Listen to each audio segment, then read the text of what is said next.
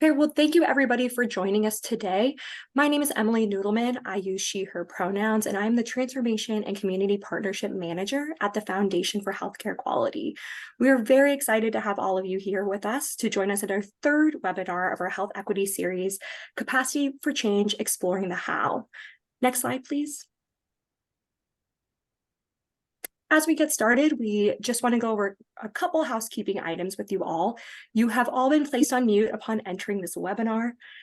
During this webinar, we will have different speakers provide presentations. After each of their presentation, we'll have the opportunity to engage in a Q&A with them. There should be a Q&A box at the bottom of your Zoom screen that you can open and provide any questions you have for our speakers. Please place those questions into that box and we will ask those speakers your questions. And additionally, at the very end of the presentations, we will have a large group discussion. And during that portion of the time, if you have more generalized questions, we can also answer those during that portion. So please place any questions in the Q&A box. If you have any comments or need assistance with anything, please place those into the chat box so our staff can assist you. We will today be recording this webinar and we will post it on the Foundation for Healthcare YouTube channel and also on our webpage. We will additionally mail this out via email to all the individuals who signed up to attend the webinar today. So you will have access to those. And if you did sign up for the webinar, we will additionally provide you with the contact information to our speakers and some of the slide decks. So you will have access to those. So now I'll pass it off to Ginny Weir. Thanks, Emily. I'm Ginny Weir. I'm the CEO of the Foundation for Healthcare Quality. And huge thank you to Emily Noodleman for organizing this webinar. You've been fantastic. And I really want to start out by acknowledging that all of our offices are located on the traditional lands of the first people of Seattle, the Duwamish people, past and present. And we honor with gratitude the land itself and the Duwamish tribe. So our Foundation for Healthcare Quality is home to our cardiac, surgical, spine, and obstetrical care outcomes assessment programs, Smooth Transitions, the Patient Safety Coalition, newly the Communication and Resolution programs, and the BRIE Collaborative. In all of our service lines, we really seek to prioritize health equity using the tools that we have, which can either be stratifying processes of cardiac care by patient sex or developing diagnostic accuracy interventions that really look at differences by race. And to ensure that we stay grounded as people who have our own experiences and our own identities, our staff have been holding monthly equity meetings, really in which we spend time reading, watching, and discussing podcasts, articles, and parts of books that we find meaningful and help us really understand people who are different from us and how our different identities intersect with one another. This can be uncomfortable as we discuss and show up how we discuss and really how our work shows up in the in health equity and how we want to move forward. Again, using the tools that we have, right? We don't want to recreate the wheel here. So Washington State, I feel, actually is very lucky to have our foundation and the work of our collaborators for health equity, the Washington Health Alliance and Comagine Health, and especially really lucky to partner on this webinar series. I will now turn it over to Dr. Drew Oliveira to say a few words. Thanks, Jenny. It's been great to be part of this series and keeping that focus on equity wherever you might find that. Very similar to you, from an employer standpoint and from our staff standpoint, we spend a lot of time thinking about where equity fits. How do you address it? We've done some book clubs where we've read some books that sort of challenge previously held assumptions. The other things that the Alliance has been doing over the last year has been producing reports where equity is a component to that. And we've used the Area Deprivation Index as a way to start stratifying by quality, population health risk, by cost of care, depending on where you live, looking at what happens when you don't have a PCP, looking at, how far away you may live from providers. Does that influence your ability to access them? We'll be redoing our health waste calculator either toward the end of the year or early in 24 to see how does where you live impact the overuse, underuse, or misuse of care. So keeping sort of a fresh look at equity and how it may impact is really important. But actually doing something about it, I think is the next step we have to take in terms of challenging ourselves and challenging the market to really address some of these areas. We think equity is a component of all things quality, so you can't really talk about quality unless you're really addressing those equity pieces. And I think series like this and the discussion later, I think will be really interesting in terms of how do we advance equitable quality outcomes within the Washington market. And I guess I'll pass it over to Emily.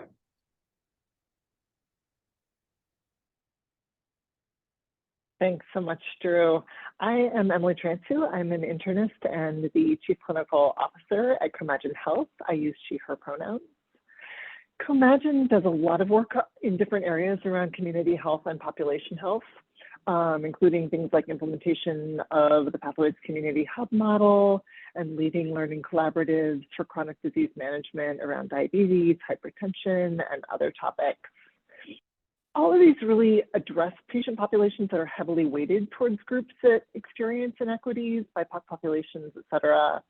And we also know very clearly from the data that these groups, even within the population of those who have these conditions, are less likely to receive appropriate screening and management.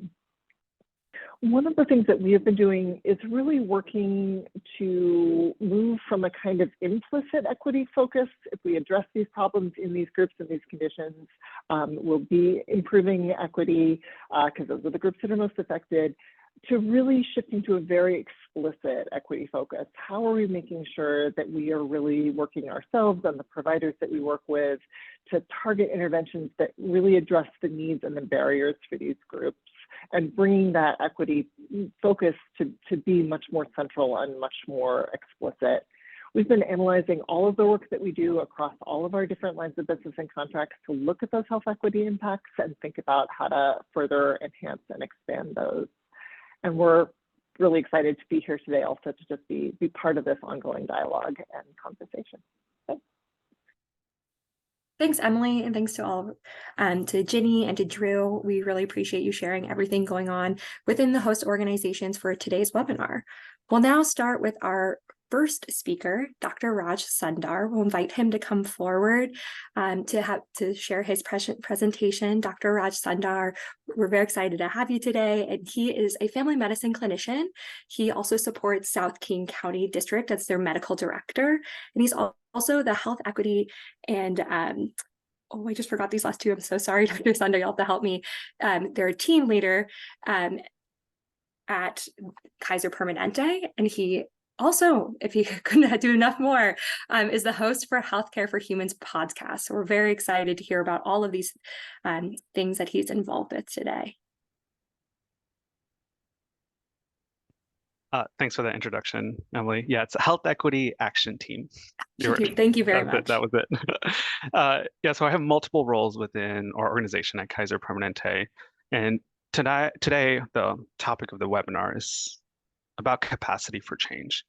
Next slide. And for me, I think when I'm thinking about capacity specifically, it's both about capacity and motivation. I like to get specific around these words because it's important, especially for the topic today.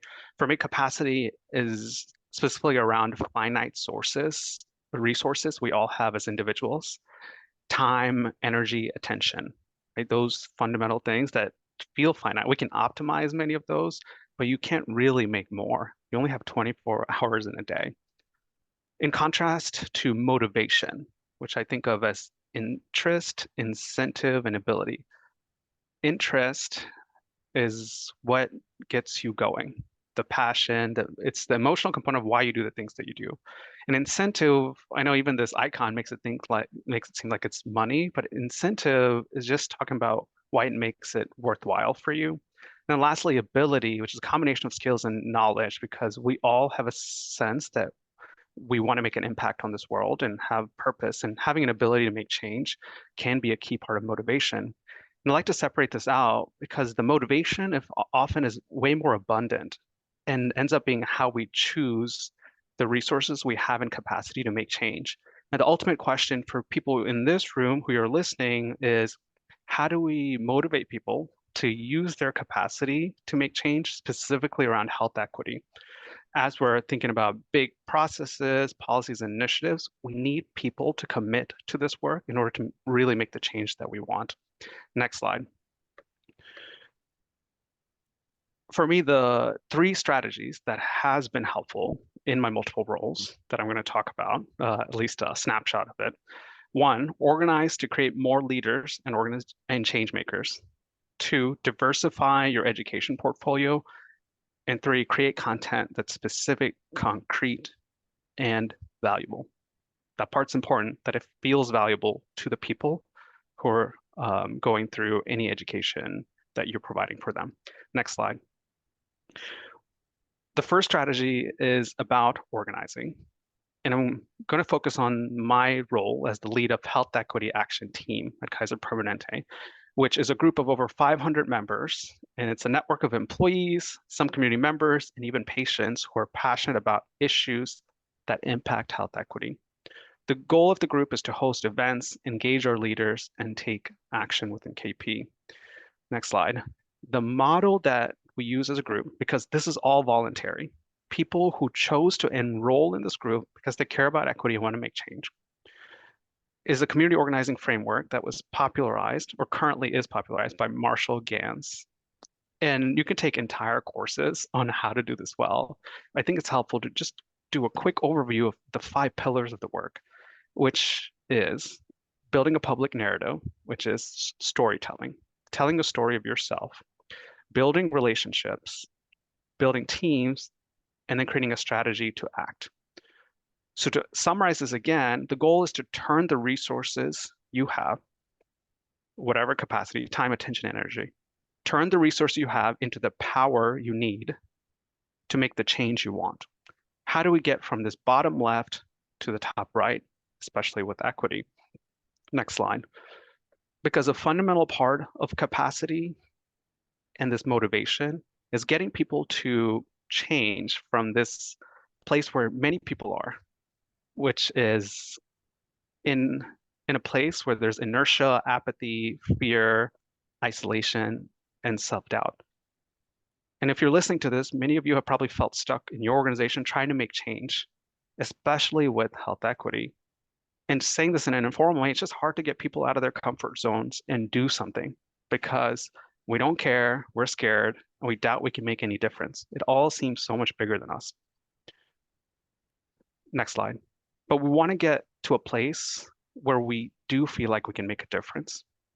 And that requires embodying our values into action. And in order to go from here with the inertia, apathy, everything you see here, into a sense of urgency, maybe even some anger to motivate people into like, this change needs to happen now, have some hope, and ultimately into this YCMAD, which is you can make a difference. And that often takes storytelling and specifically people, because how we translate values into action is through emotion. Next slide. So with the community organizing framework, as I said, stories connect us, move us. So you build a story of self, an individual. Why is this important to you? Then you talk about why it's important to all of us, the story of us, building on shared values and shared experiences. And then move into story of now, like why now, and come up with a strategy and action. And you have one individual do that, share it with a small group, help them feel why it's important, and then build teams around that. That is the framework. Let's get specific. Next slide. With HEAT, we've taken on multiple initiatives. The current ones that we're focusing on is weight bias, firearm violence, and climate and health. And as you see those topics, I hope you feel as overwhelmed as I do sometimes talking about these topics, because they are big. And oftentimes they're so big that it's hard to be specific on what change looks like, and sometimes not even part of our equity plan as we're talking about the disparities in health among populations. Even though if you go to the community, firearm violence is what they're talking about. And we need to be part of that conversation and talk about what commitment looks like from our organization and what change looks like. Next slide. I'm going to focus specifically on weight bias to show another example. And many people may or may not have heard that term. I want to normalize this conversation, saying the Washington Medical Commission just came out with a communication around weight bias. The AMA also talked about BMI as has a limited role in always assessing people's health. But the idea of weight bias, next slide, stems from the fact that many people still hold individuals accountable completely for their weight, when oftentimes external factors lead to what their weight is. And then there's sometimes an explicit statement, but often implicit.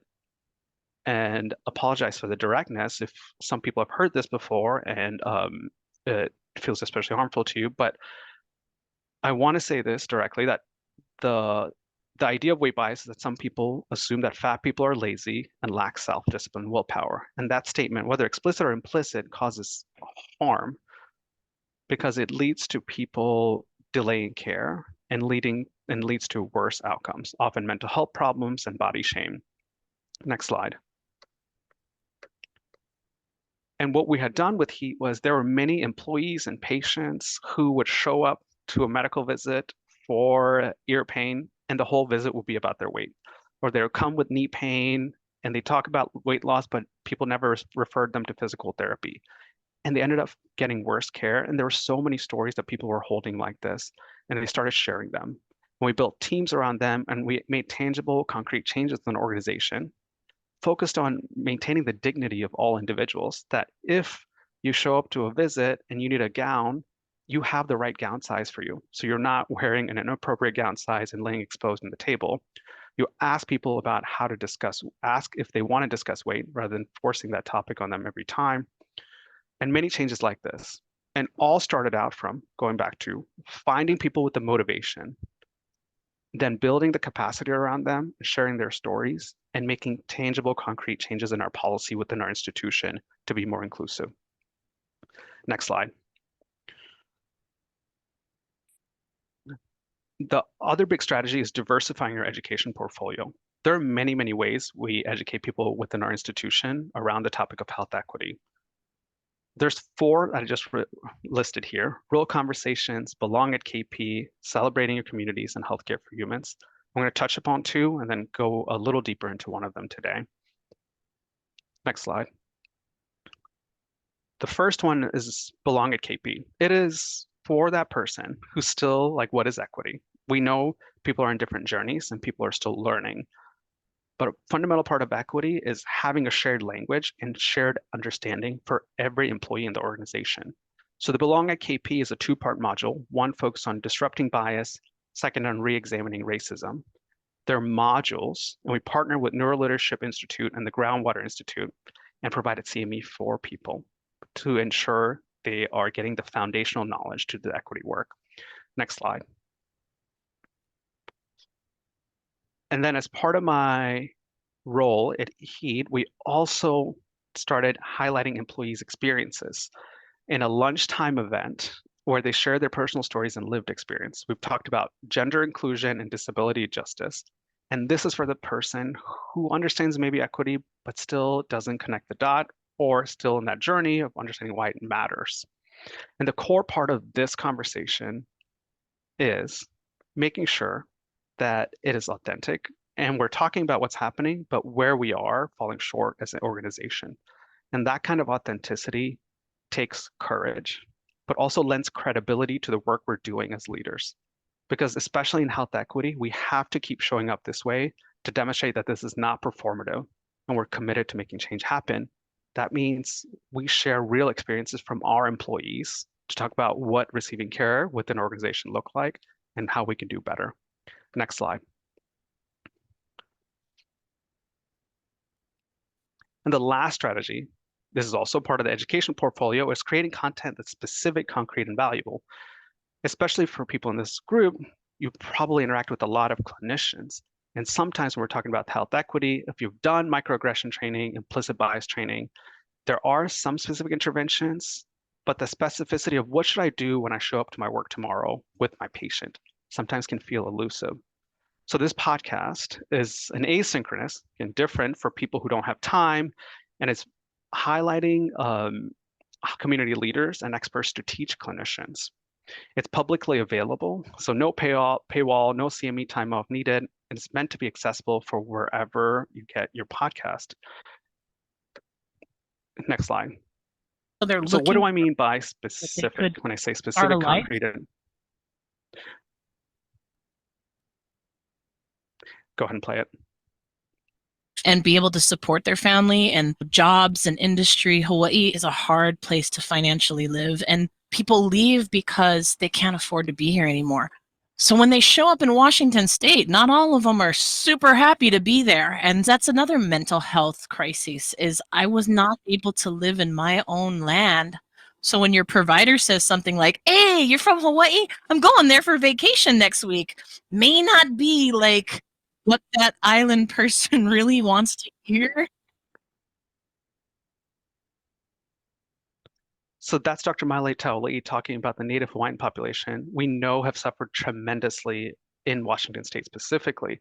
And yes, I can talk about tourism and colonialism and land displacement, but then I can also talk about how that's related to how you do your introduction to your patients. And I promise you, there's so many people talking about their vacation to Hawaii to Native Hawaiian patients. And this is specific. Don't do that, especially in this context, unless you're sure about the patient's context. Next slide. For instance, you got an infant and it's like, wow, they're healthy and they're doing well. There's a good chance that parents might feel a little bit uncomfortable with all those compliments because they feel like then something bad is going to happen to them. But if you say, mashallah, then that clears out for you. A lot of times they will say internally with themselves, maybe giving them the look like, stop talking about my child in this context. So that is Ahmed Ali from the Somali Health Board, talking about the Somali community, because with the Somali community, we've talked about trust a lot, especially in the last few years with COVID vaccination. And what does trust mean for the clinician taking care of the patient? It's these moments, because when patients actively feel like you're causing the evil eye to their babies every time they go to a healthcare institution, that does not feel good. And actively dismissing the belief that they know you as a community and what your beliefs are. So the concreteness of translating trust into, hey, like, stop complimenting babies if you're not sure the context of the community, and making sure you respect and honor that belief. Next slide. And lastly, what does valuable mean? Yes, we use like traditional metrics, so it's not just a module we create internally and we assume people will like it and it's compulsory. This is enrollment. You voluntarily listen to it, so you make it good enough that people enjoy listening to it. And it's valuable because clinicians get positive feedback when they listen to the podcast and then they actually implement with their patients. And you can see in this comment here, when a clinician saw a look of relief that came across a patient's eyes when discussing nutrition that was culturally responsive. And they felt like they were being a better clinician. And that made it valuable for them to keep listening and learning from it. Next slide. So that's just a snippet specifically from the podcast. You can, as I said, listen to it on all podcasting platforms. So going back to thinking about how do we focus on motivation to increase our capacity, specifically around health equity, has been my journey, and hope this has been helpful. Thank you.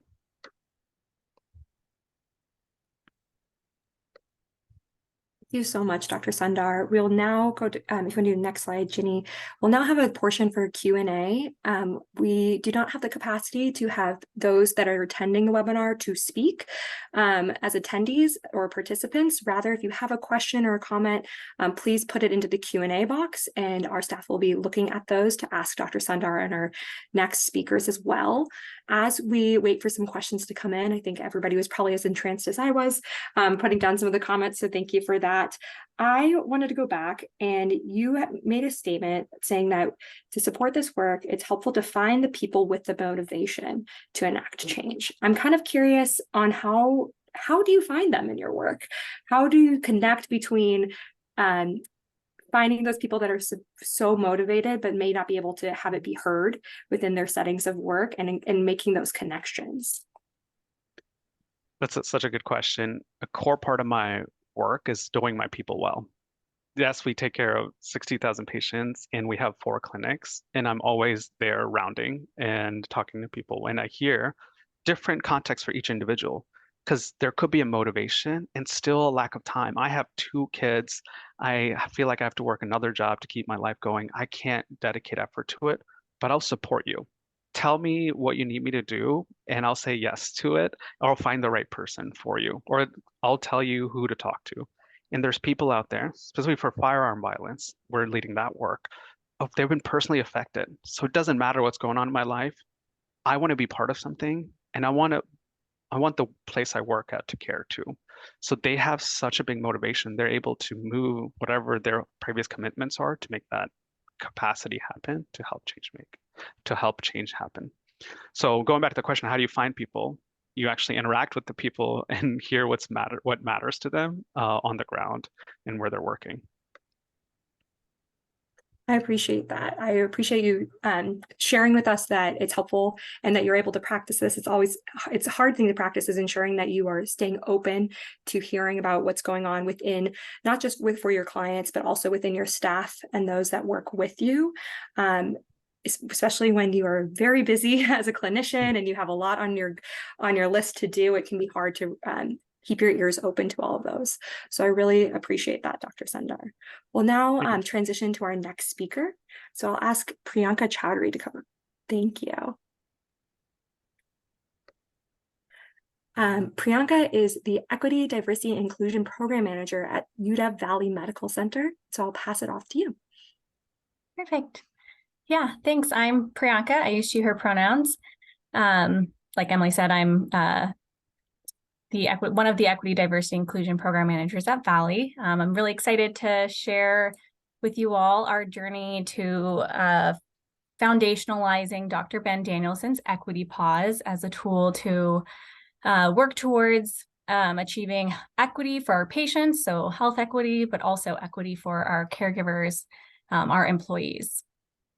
Dr. Danielson is the person who first coined the term taking an equity pause. If you are unfamiliar with who he is a fantastic Seattle area pediatrician and a really big community advocate and an inspiration for me.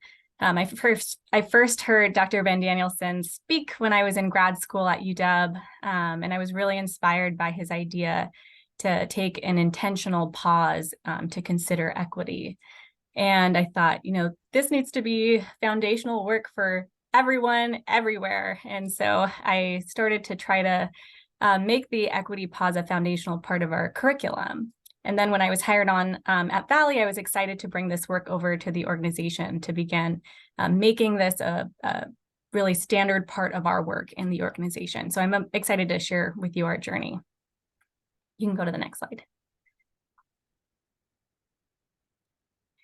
First, I just wanted to share with you our EDI vision at Valley. It's really about making sure our patients, employees, and community feel like they're valued and can show up as their authentic selves.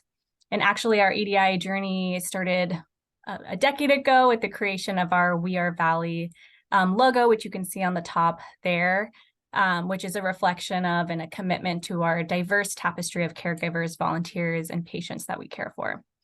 And our EDI work has just grown significantly over time, especially over the last couple of years. And so this equity pause is just another step in our evolution.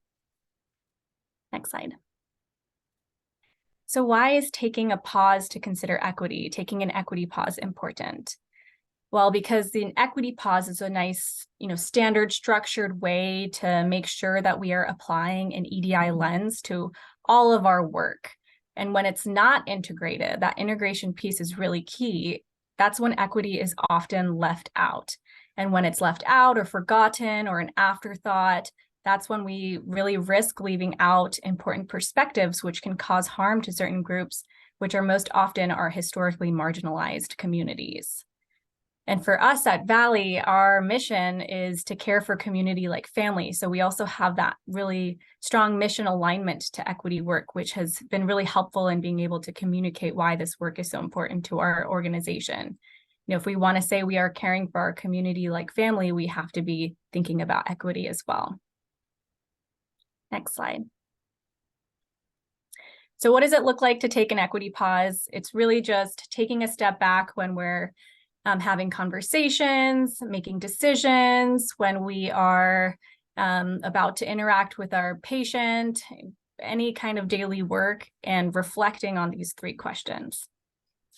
Next slide. So the first question is the community being centered? So what that means is thinking about who is most impacted by the work that we're doing, by our conversations, our decisions, our actions, and how can we place them central in the conversation? So how can we create a seat for them at the table? And if we can't directly create a seat, how can we at the very least amplify and uplift the voices and perspectives of those who are most impacted? Next slide. And this is just a reminder to take an equity approach even when thinking about who is most impacted. So if there are certain, groups that experience more barriers, how can we uplift and amplify them even more? Next slide. So the next question is, what are we assuming about people and their abilities? We all come with our own biases, and I'm sure I'm not the only one who has accidentally made an assumption about something or someone.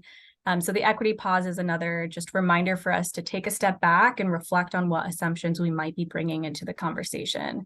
And that can be around, appearance, transportation, language, and a lot of other of those social, drivers of health for our patients. Next slide.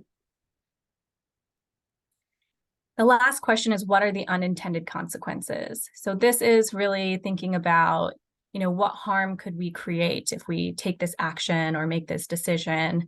And also thinking about historic harm. So we know in healthcare that we have caused harm for certain communities and that has resulted in a lot of distrust to certain communities. So thinking about, are we perpetuating harm for certain communities is important as well.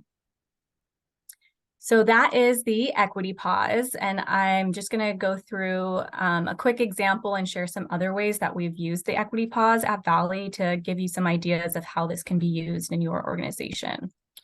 So this is an example of when our EDI committee actually did not use an equity pause when we were planning a celebration for Juneteenth, and how it resulted in some unintended consequences. So we had a small group of us kind of planning a Juneteenth celebration. We jumped at the first opportunity to grab a food truck, a Black-owned food truck. We moved really quickly on it. We didn't take a pause. It was a wonderful food truck, wonderful event, great food. We did get some feedback from a Black employee saying that they wished that they had had more healthier options since it was all fried food. And what that helped us reflect on is that we really should have taken an equity pause, because if we had done that, we would have realized that we really didn't do a very good job of centering the community that we were trying to celebrate. Instead, we made some assumptions about what celebration looks like for this community, which could have resulted in some unintended consequences of potentially creating some more distrust between that employee and us, and potentially other employees. So moving forward, we sent out a survey to gather input from all of our staff on all the different celebrations that we have, to gather broader input on how our staff want to celebrate these events.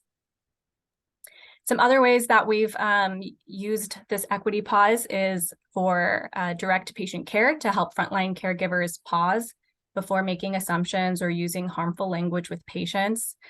We've just started kind of playing with the idea of having an equity pause in patient huddles. It's been used when making operational decisions. So when we have to decide whether to stop accepting OB patients at one of our clinics due to staff shortages. It's been used to figure out best processes to ask our patients for demographic information so that we can honor their identities, and among a lot of other things. So those are just a few examples. Next slide.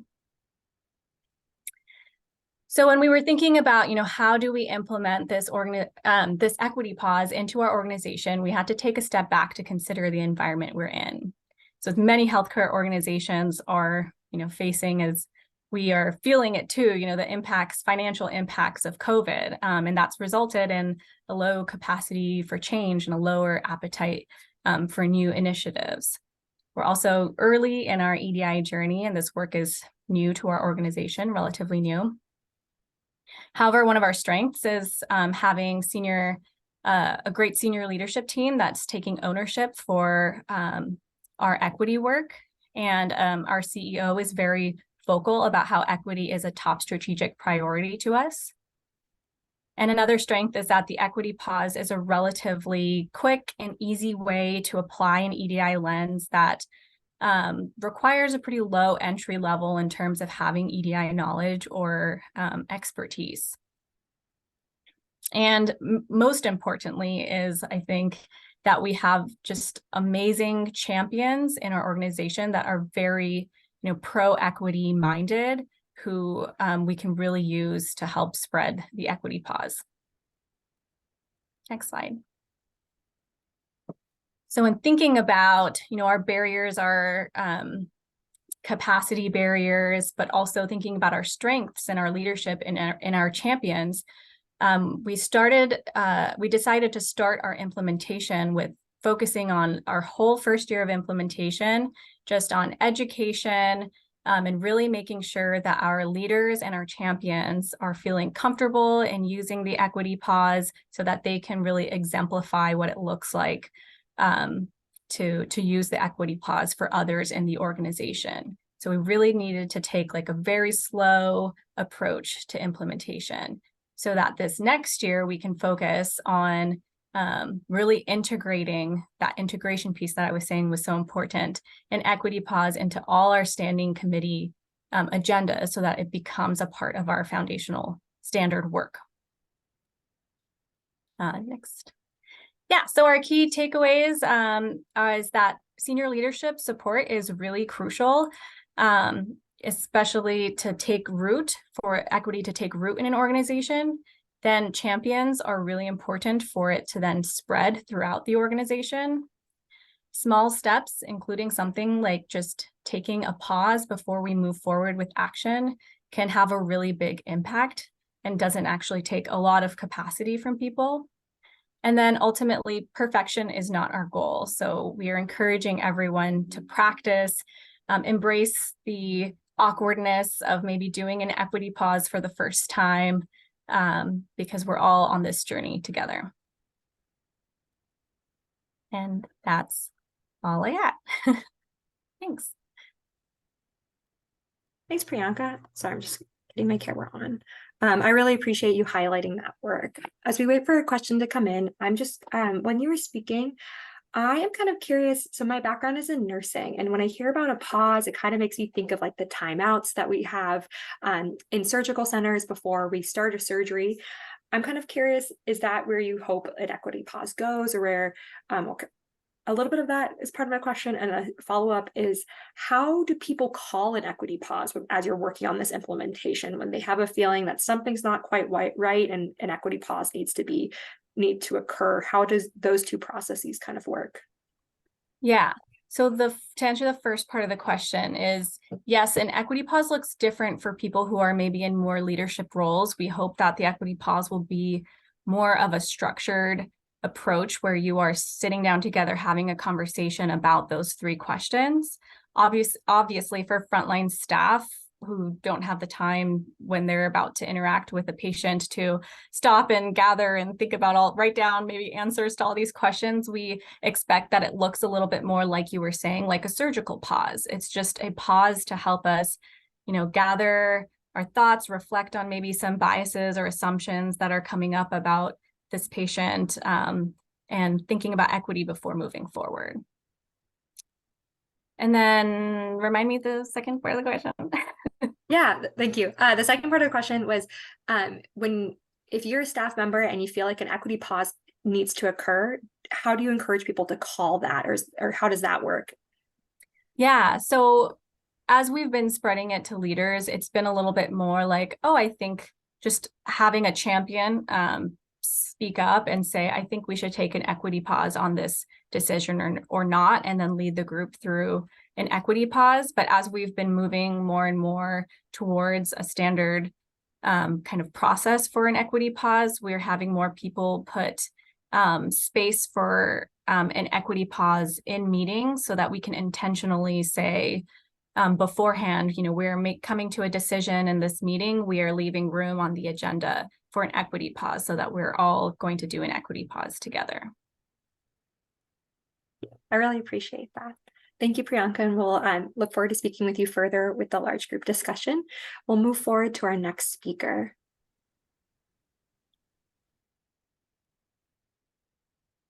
Now invite Gary Daniels to come forward for our next portion of the presentation. Gary is the CEO of United Healthcare in the Pacific Northwest, Montana, Alaska, and Hawaiian region. Good afternoon. Can you guys hear me okay? Yeah. Awesome. All right, we can go and jump to the next slide. First of all, I really appreciate the presentation so far today. They've been an absolutely fantastic representation of the work and effort that goes into health equity. It's a fairly new terminology when we think about it. I would tell you that there's been a lot of practice in understanding it, but I think in terms of the execution and making it real for the communities in which we work in, it's really, really hard work. And it's a fairly new concept for people to understand. So a little bit about what I'm going to hit on this morning. So, or I should say this afternoon, my time's running together today. We're going to talk a little bit about what we do at United Healthcare, how we use big data in the state of Washington to really drive and advance our health equity agenda. We have a very unique lens in the fact that we serve about 1 million Washingtonians, so just about 1 in 7. We also have a unique lens that we serve individual, Medicare, Medicaid, and commercial. And so our ability to really get into community health and to influence and provide thought leadership with very advanced data and make it really relevant at a local community perspective is really unique for us at UHC. And before I jump into that, I will caveat a few things. I am a commercial health plan CEO, so I work a lot with employers that very candidly are struggling on what health equity means for their population, what social determinants of health means, how they can actually influence it. And so a lot of what I do is working with my peers across the different lines of business to help, one, communicate exactly what health equity is, how they can build it into their health plans, but two, how we can really take, again, big data, drive very large investments, not on behalf of our commercial population or on behalf of our Medicaid population, but really on behalf of what we're seeing within specific communities to hopefully influence care and hopefully drive better outcomes for everybody. I also provide a few caveats. If I speak to any lived experience, I apologize for that. I come from a very poor rural family. I tell everyone my teeth are a good representation. I didn't have dental insurance until I was 12 years old. My family, we lived on a well. Our water was so bad that we'd have to put it in a refrigerator overnight because it smelled horrific. And so if I respond to any lived experience, it's because my background comes from a really unique rural upbringing, and sometimes I pull that into presentations. Next slide, please. I think this was hit on a little bit earlier, but really the difference between equality and equity, we really try to focus on health equity. There's a lot of opportunity in making sure that we can level the playing field. Again, what we do at United, I think extremely well, is to look at health equity on a community basis, not again on a commercial population or on a Medicare, Medicaid population, but really across our lines of business. And work with local community leaders to, I would say, fill in the gaps around where we can be more efficient and provide better information for you guys at the community level that can really drive the biggest impact. Next slide, please.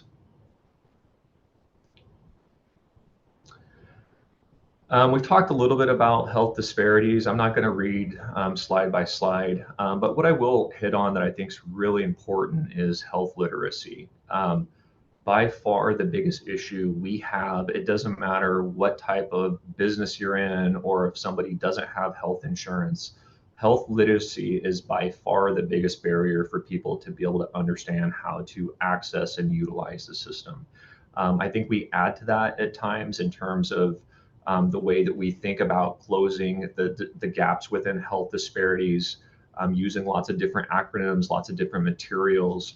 But I think at the end of the day, one of the biggest things that we have to understand what to do in terms of a healthcare community, being a commercial payer or a provider, is making sure that we start to communicate more effectively around this area of health literacy.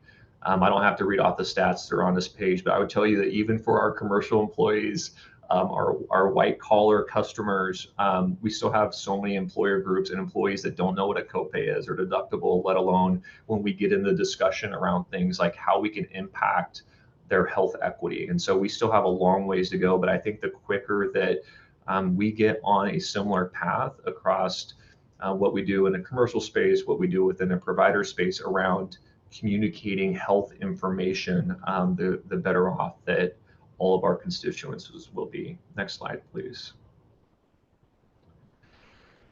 We talk a lot about social determinants of health. I would tell you this concept of social determinants of health is one of the bigger ones that we work with across all of our partners. We actually have a tool that I can put into the chat once I get done, and it's our United Healthcare Healthier Lives website. And essentially what that is it doesn't matter if you're a United Healthcare member or anyone else. We actually have a lot of nurses that use this in the front lines across our provider partners. But essentially all you do is you type in your zip code and what you're looking for, and it pulls in all the free community resources based on where you live. And the part of that goal and a part of that tool set was, again, really trying to provide barrier-free, free access to community resources. And a lot of times our members don't even know what's available to them. And so we do a lot of education in this space for our employers, for a lot of our constituencies that know these tools are out there, and they really can impact an individual's ability for things like transportation, food access. There's a lot of opportunity there, again, for us to be on the same page. Personal determinants of health, I think this is a newer acronym that's starting to float around now, but the way I describe this is really around an individual's resilience. Going back to that little bit of lived experience I shared in the beginning, I had a lot of challenges, but what I had was a really strong family that was extremely resilient. And a part of this personal determinants of health is an individual's ability to deal with all the stuff that happens to them and be able to build some resiliency and find a way out of it, whatever their particular health issue or personal issue is. Knowing what the community resources are and use those types of tools to lift them out of whatever barrier that they're facing to hopefully take the next step in their health journey. Next slide, please. From a commercial perspective, it's interesting. We talk a lot with our employer groups. We actually can provide a lot of data around what's happening within the employer space. You wouldn't think that employers with paying for premiums on behalf of their employees would have populations that are at risk for homelessness or have issues with financial security, but those, as we've seen costs go up, there's more and more individuals that can't afford where they live. Food insecurity is becoming more prevalent across our population. Social isolation, which historically has been for individuals, you think of our family members, my parents, being socially isolated. Part of the change within the pandemic is a lot of people moved to outlying areas. They moved out of the office, and sometimes the office setting was really their community to a degree, and so they've become more socially isolated. And so again, I think being able to present this to employers, look at their data and information, and provide some thought leadership is becoming a bigger role for us at United Healthcare. Next slide, please. And one more, I'll hit on the next slide after this one. And this is, I think, is a good representation of the last two slides. It's not just a United Healthcare focusing on what we need to do around community health. It really is around community organizations. We need the help of the government. We need employers. And really what we've done, and we'll get towards this at the very end, again, is using really big data and finding gaps in communities where they need help with community infrastructure. They need help with improving workforce and providing more opportunity for people to go through school, because one of the biggest issues we have right now is there's just not enough doctors and nurses in the system. And so as much as we want doctors to practice the right way to engage with members around their health equity, we just got to have time for them to go in and actually see the doctor, because there's not enough of them filling these doctors' offices. So we spend a lot of time investing in community infrastructure, and I'll hit on a few of those towards the very end to make sure that we can impact the community health needs. Next slide, please. I'm not going to go through this in a ton of detail. I think this package was available to everybody, but I did want to pull back just some really high layers of complexity when we think about how we can impact health equity. You can see the methodology on the right-hand side. I won't go into this, but we use a lot of data to try to assume the correct accuracy for different population sets. And as you go through these next couple slides really rapidly, I think you'll get a feel for how big of a lift and how complex it is for the system to digest specific community needs. Those could be cultural community needs, they could be race-related community needs, financial. This will start to peel back some of those layers. It just, I think, lays the groundwork for how much work we have in front of us, but how important that particular work is. Next slide, please. And we'll go one more because I think there's a better slide here. So this was just looking at one particular national account customer. Again, it's a commercial customer, to provide some context around their membership and their population. So again, for this particular customer, you can see the way that their population in the state of Washington broke down. Really interesting in terms of ethnicity by where that population lived within the region. Next slide, please.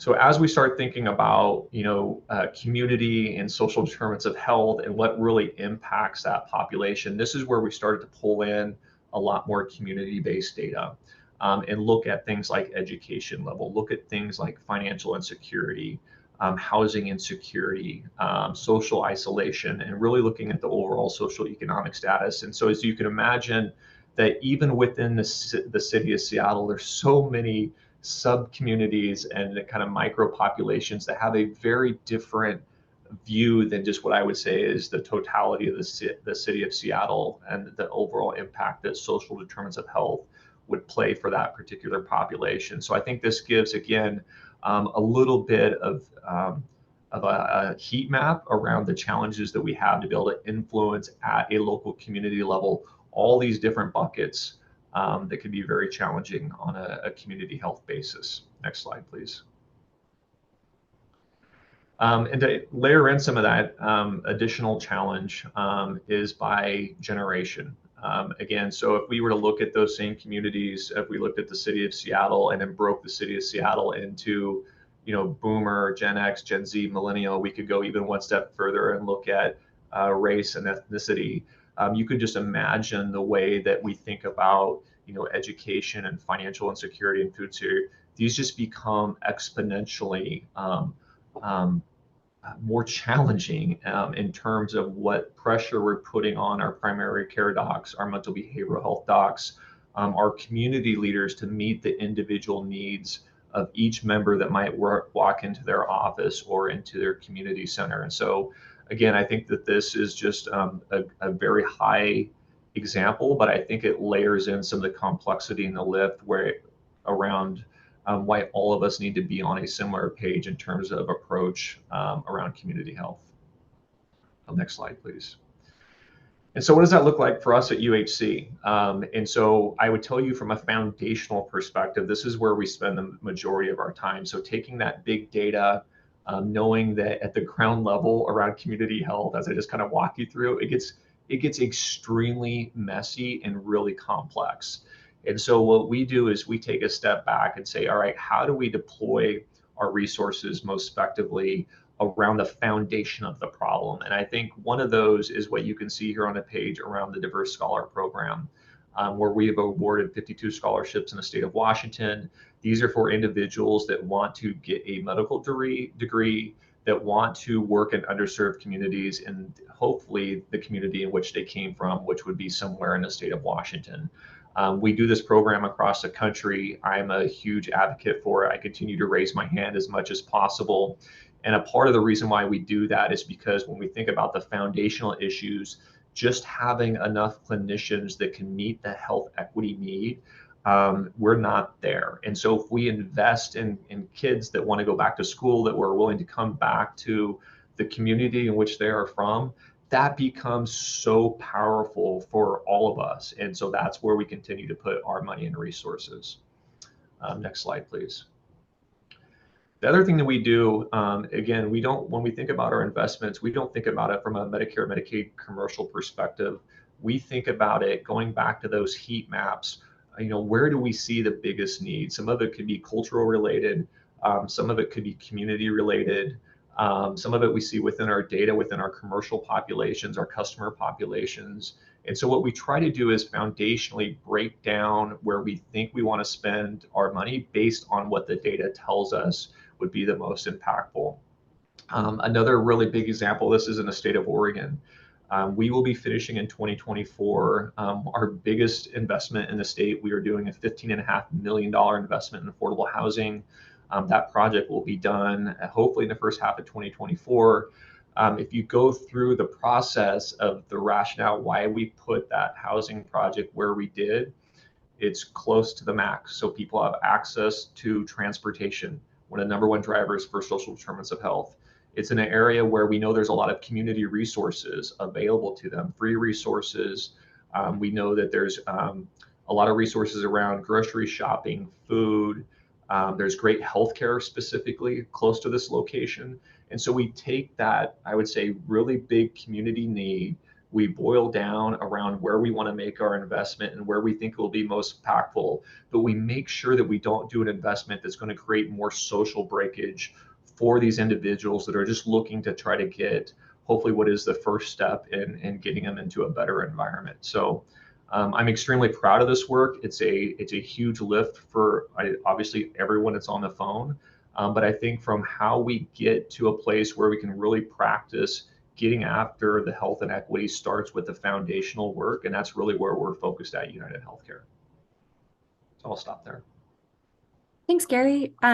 I want to kind of combine a question that we had in the chat with something that I was thinking too. When you were speaking in the beginning, you were highlighting how there's a lot of offerings that United Health Group has, and that sometimes the individuals that are receiving United Health Group as insurance don't know that they can access these things, and that you are supporting education to inform employers and users that these are offerings. I'm kind of curious, based off of in that practice, we have the question that came in is, have you considered training your patients on how to do shared decision making? Is there a component in educating your group on what is offered and how to make an informed decision? Is that part of that? Specifically, this person added, without knowledge of this key interaction, patients are often taken advantage of by the systems.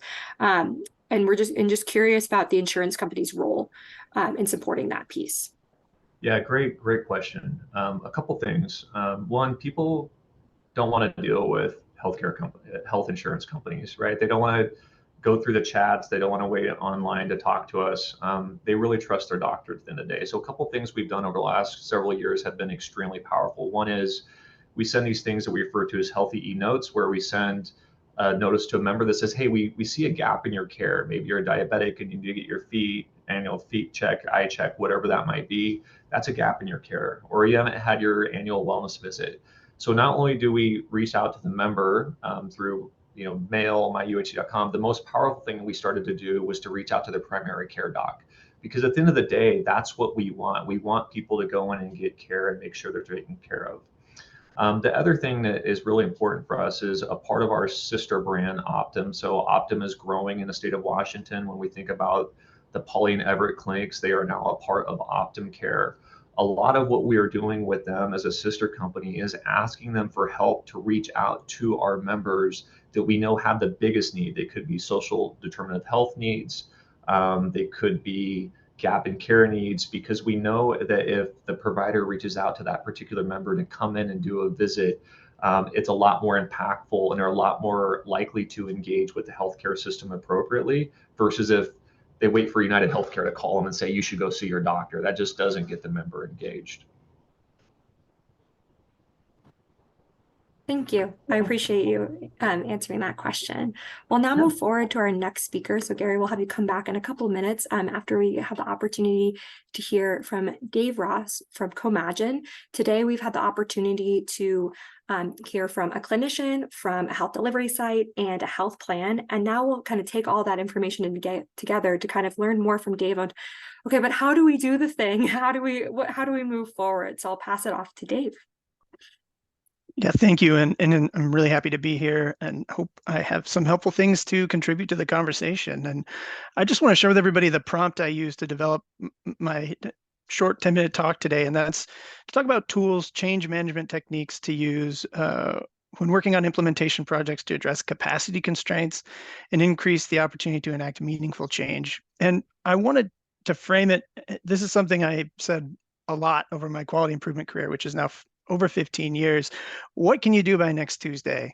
Mondays are bad days to start things, but what can you do by next Tuesday?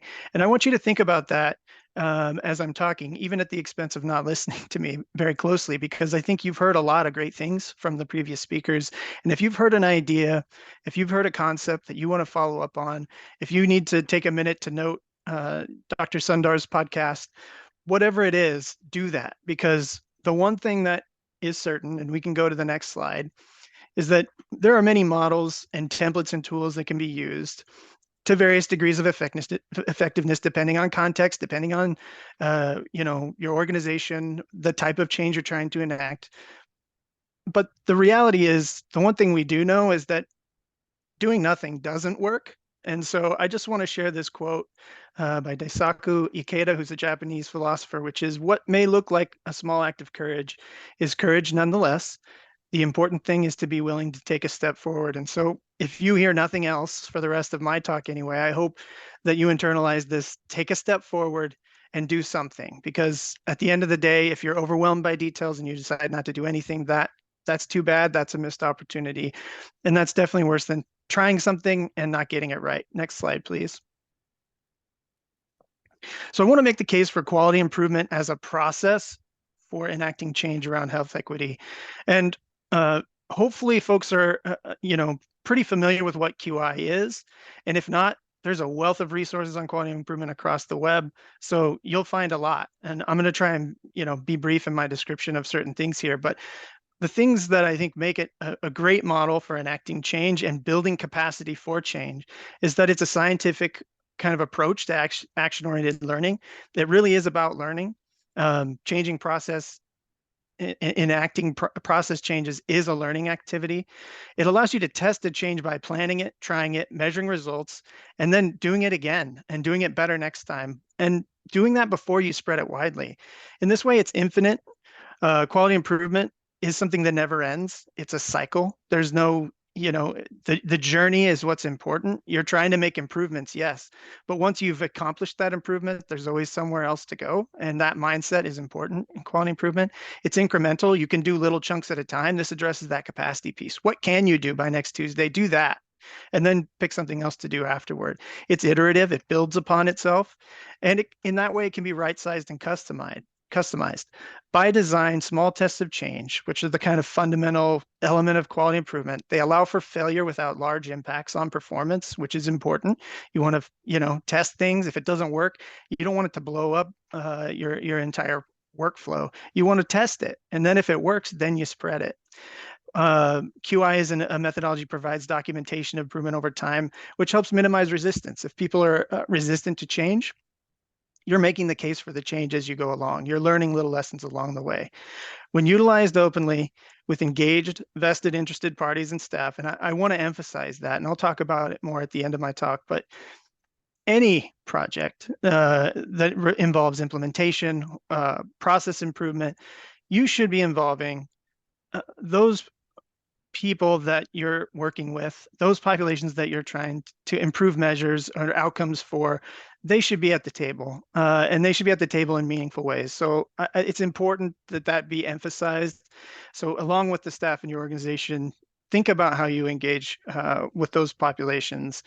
But when done right, QI is a great tool for that. Next slide, please.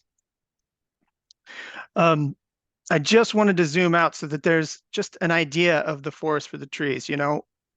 quality improvement and in implementing change. This is an oldie but a goodie. There are hundreds of models around quality improvement. I really like Kotter's 8 steps of change, and you've also probably heard it as Kotter's wheel, because again, it never ends. Once you get past number 8 here, you go back to 1. But there are these kind of 3 categories that he breaks out: creating a climate for change, engaging and enabling the whole organization, and implementing and sustaining change. For the purpose of this talk, given the amount of time, I've lumped the last 2 together. I think the first part is really critical: creating a climate for change, and really focusing on increasing urgency internally in your organizational culture and among teams around making an improvement in a given area, building a team, and building the group of colleagues that will move change forward along with you, and establishing a vision of where you want to go and what you're trying to learn about and accomplish through quality improvement activity. So feel free to come back and reference these, but I'm not going to talk through it in more detail, but this kind of just shows the trajectory of how you build upon in an iterative way, going from an idea to an actual change. Next slide, please. Next slide. Creating a climate for change is so important and critical. I'm not going to go over each of these steps to take, but I think what I would say is, in that effort around increasing urgency, it's important that there's an awareness for the need for improvement. So, if there isn't an awareness, if you don't feel like culturally in your organization there's awareness of the need for improvement, look at those steps to take and think about, maybe that's what you try and do by next Tuesday, is start to think about, how do I generate awareness around a need for improvement? Okay. You need evidence-based vision to translate into practice. And there are toolkits aplenty for all kinds of things. There are things some of the speakers today have talked about that you may want to take and run with. But the reality is, it's always great to have some kind of evidence-based or tried vision to achieve, and tools, associated tools to get it done. So I think that's important for building that culture of change. The third one on the top right there, experience with improvement efforts. It's always hard to take a step unless someone's saying you can do it. I've done it, you can do it. So look for experience, whether that's internal or external, to help you take that next step. And the last is just that overall workplace culture that's ready to accept change. As you can, I think it's important to think about identifying change leaders, and not just that, but change leaders with defined roles, decision-making, and also, to where maybe quality improvement or change is a part of their job description. That's really important in terms of building capacity around implementation. Recognize and reward people who are resisting change. That's really important, because you need to understand what they wake up and worry about in order to really address those concerns and start to build that culture and momentum for change. And always, always act quickly to address barriers, human or otherwise, to that culture. Next slide, please. Unequivocally, in my opinion, the internal driving force for change and capacity for change in any organization is a team. They leverage the frontline experience. They design changes to test and know, where to start. And they drive implementation, refinement, and maintenance of any updates and workflow or anything you're trying to implement. So an investment in the team is never a bad investment. So if you're thinking about what to do by next Tuesday, maybe it relates to your team. Next slide. This is, again, grouping those second and third categories in Kotter's steps of change together. Next slide, please. I want to point you to a set of tools we have on the Comagine Health website related to basic quality improvement.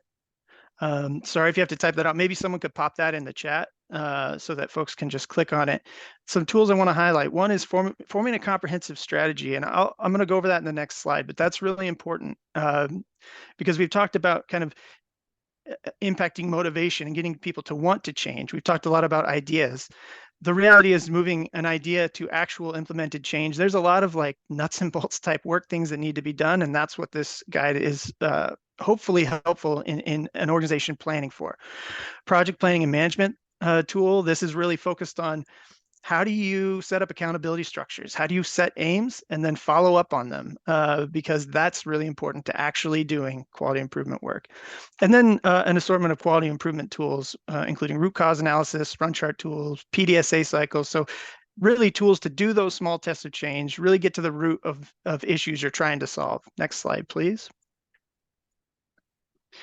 The forming a comprehensive strategy document is comprehensive and detailed, and it addresses those nuts and bolts type things that need to happen. The role, understanding and impacting the role of leadership, understanding the impact of change on organizational culture, building QI infrastructure, strategies and tools, management of measurement and data for quality improvement, spreading change and making change stick. These are all addressed, and included in the guide are tools and tips and templates even that might be helpful for you. It's amazing to me how many times in my quality improvement career, something like providing an agenda template for someone to use or providing what a team charter should look like was a difference maker in getting someone to take that next step or do something by next Tuesday.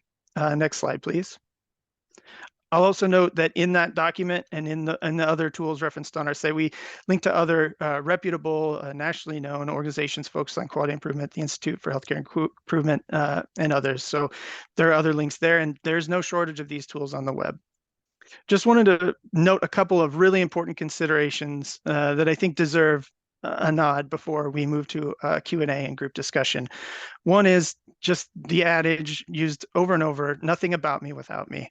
While your team may be the internal driver for change, those you serve and for whom you are trying to make measurable improvements and outcomes for, they're even more important to engage. And there's a lot of ways to do that, but active and effective partnership and co-design are critical and non-optional.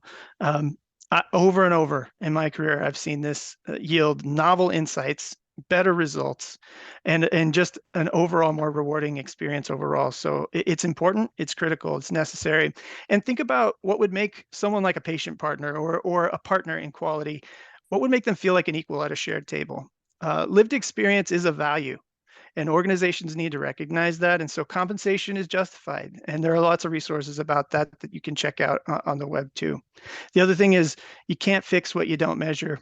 So be really, really specific about how you define your quality improvement measures. And that doesn't mean always big measures. A lot of quality improvement projects are, how do we measure little tick marks on a sheet of how we've improved a process in our workflow? That's okay too. But the reality here is you need data that is intentional in addressing disparities. You need to be stratifying by those issues you're trying to address, whether that's race, ethnicity, language, disability. Be specific, because as we've talked about in the equality versus equity conversation in previous presenters' talks, you can't just assume that you do something for everybody and everybody reaps the benefits. That's not how that works. So I wanted to definitely throw that in. Next slide, please.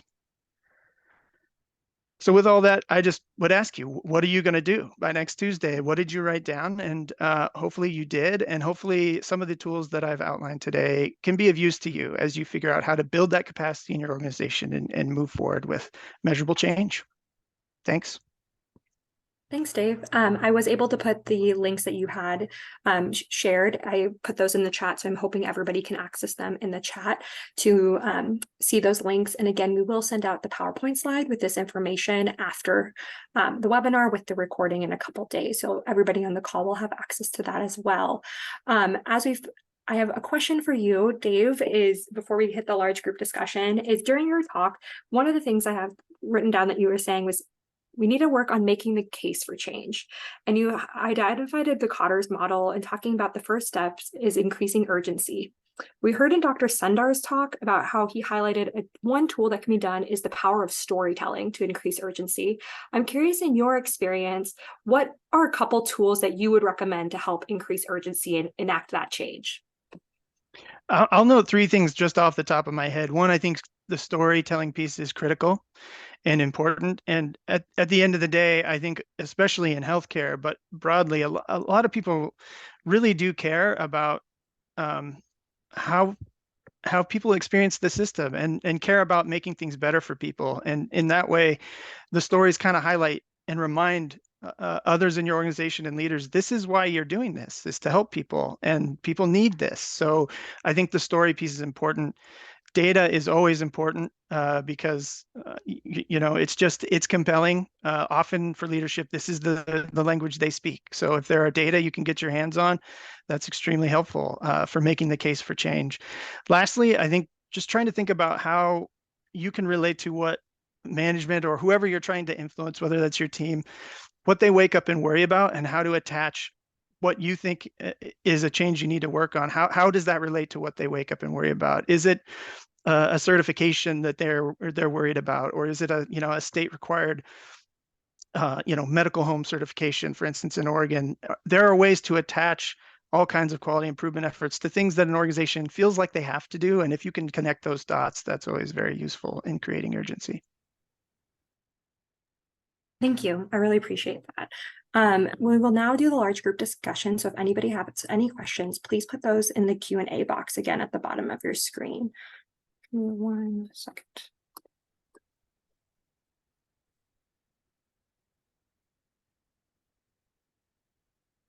I wanted to identify that this kind of goes with the question. I'm going to ask this one first, and then I'll follow up with a question that's in the Q&A box. So I want to recognize that the speakers on the call today do hold a leadership role within your organizations. Do you have any recommendations for what people who may not hold a leadership position can do to promote health equity, especially when they may need more support from their higher-ups?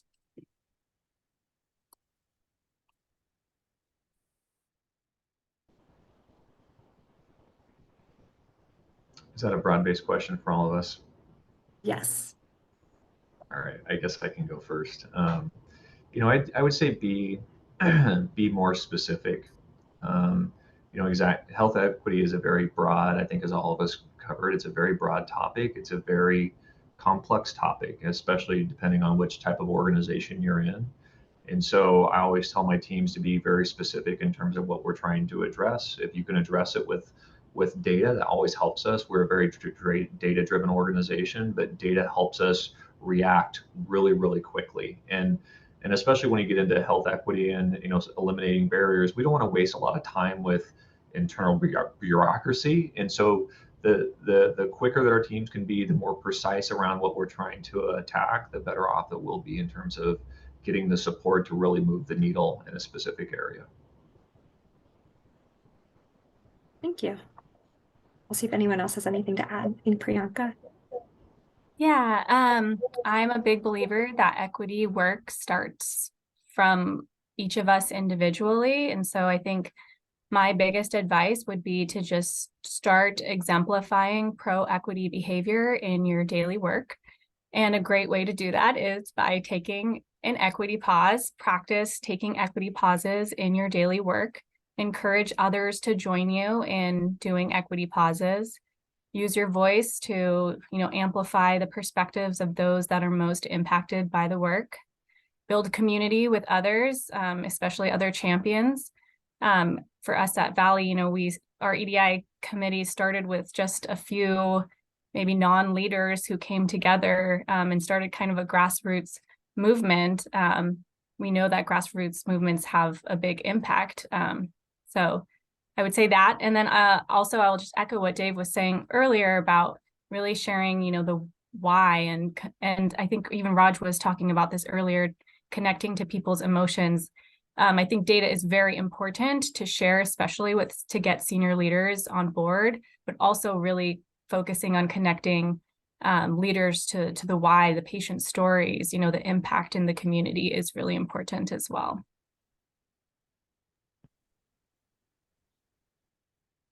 Dr. Sundar, did you want to add? I'll move on to the next question after you go. Yeah, reflecting on, I heard two parts to that question. One is buy-in from leadership and getting their commitment. And I think people said this already, there are financial incentives, and linking it to that can be helpful. There's a moral perspective of it's a right thing to do. Sometimes it's a compulsory or requirement that you can link it to, but there's different strategies with advocacy to ensure that work is prioritized in our healthcare environment, especially when there's a sense of urgency for so many other things at the same time. And then the second piece of your question, like what can you do as an individual when you're not in a leadership role?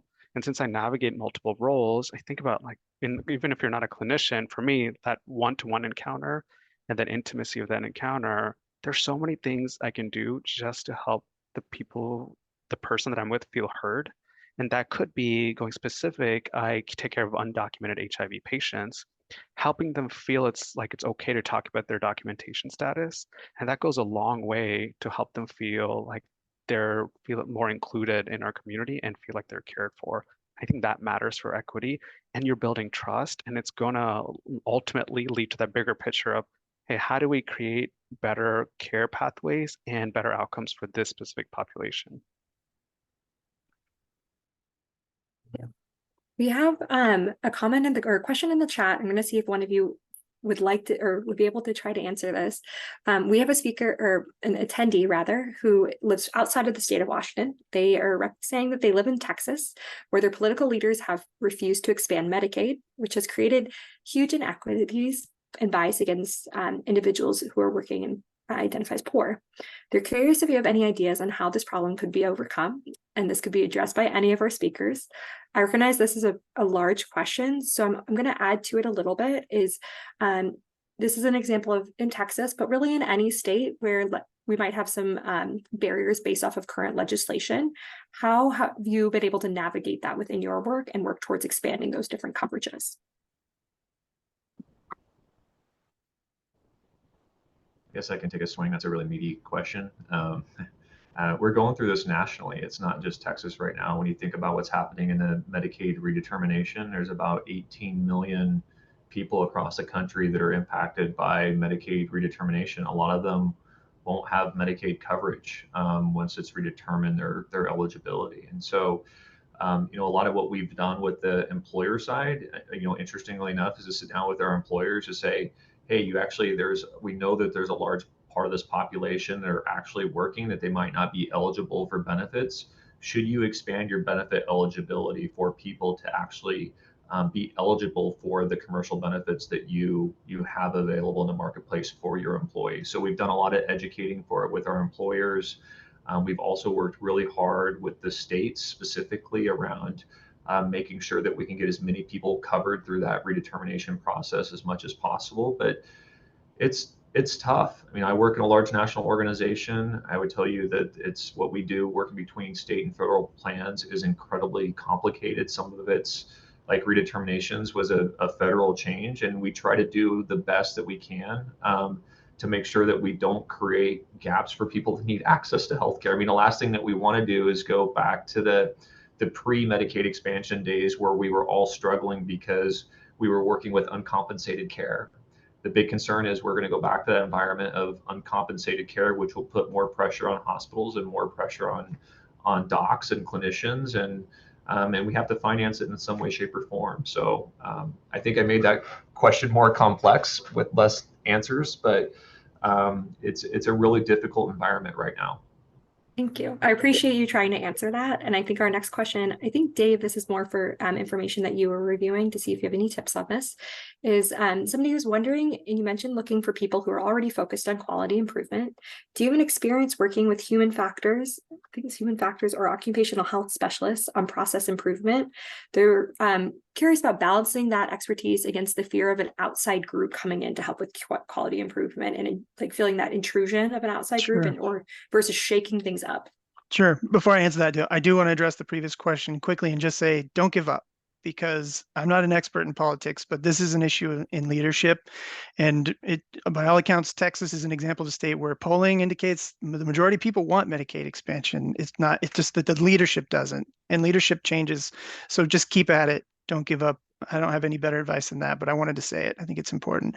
In terms of occupational health, yes. I mean, I have done and worked on projects that engaged with human factors professionals and occupational health specialists. I mean, I think the really important thing is trying to set the stage with any engagement with any professional around. This is a non-judgmental activity. I mean, what we're trying to do is make improvements. And so if we can work together on that and we can come to the table and each kind of lay out our expectations and those align, then I think that you can have successful quality improvement work, kind of, and deal with that fear of the outside group or shaking things up. So, I mean, I think it's worth exploring, but like any quality improvement process, try it a little bit. And if it doesn't work, do something else. Thank you. I'm going to ask one last question, and I think just based off the time, I'll ask it for Priyanka and Raj. So after learning about a health equity topic, sometimes people have this increased desire to do something. You have that motivation, you have that excitement, but then you don't know where to begin. You don't know where to put it, and you don't know what the next step is. I'm curious how did your organization get started on that something? And for Raj, maybe the firearm, or weight bias, or climate change. Priyanka, you were highlighting the equity pause. Like, how did you turn that motivation into that something? And any tips on that translation of energy? Raj, you go ahead. I love this work can feel very isolating. It can feel lonely sometimes, depending on where your leadership role is. And sometimes in the front line, it feels like you care about something so intensely. Do other people care about it as well? And the idea actually for me, the first step after life, if somebody comes to me and say, Raj, why aren't we doing this work right now? We need to be talking about climate and health more. I say, yes, you are right. Let's go find more people and get together. The first step is building community and connection.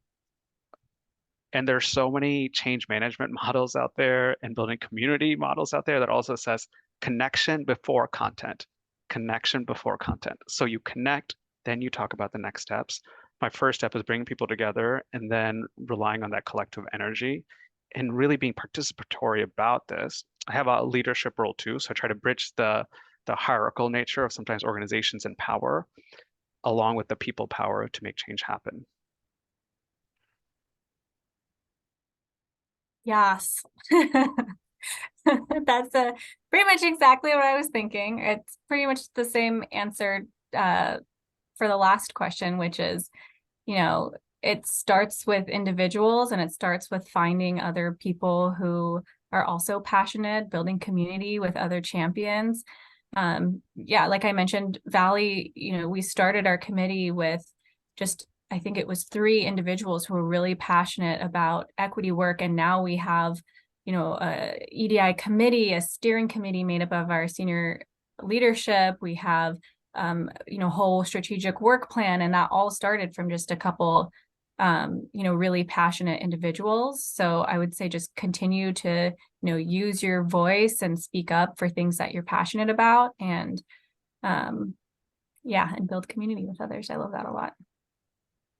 Thank you. Well, this concludes the webinar today. I want to thank each of our speakers for kindly providing us with your time and your expertise and knowledge and lived experiences and sharing those with us in this space today. We've had a great time learning from each of you and really appreciate that. As we're closing, we wanted just to take a moment to highlight some upcoming events we are having with the Foundation for Healthcare Quality. We do on October 17th and 18th are hosting a virtual conference for Washington Patient Safety Conference. It's about more quality improvement work and other work going on within Washington State. We do have our Collaborative 2023 reports coming out at the end of this year, early 2024, on diabetes, complex discharge, and maternal mental health. And we will soon know what the reports topics will be for 2024, and we'll be looking for individuals to engage with us within our work groups to develop these reports with recommendations on how collectively as a healthcare ecosystem we could support these topics and improve the healthcare and the health equity within them. So thank you everybody for taking some time and joining us today. We hope you have a great rest of your day. And again, final thank you to our speakers for joining us today.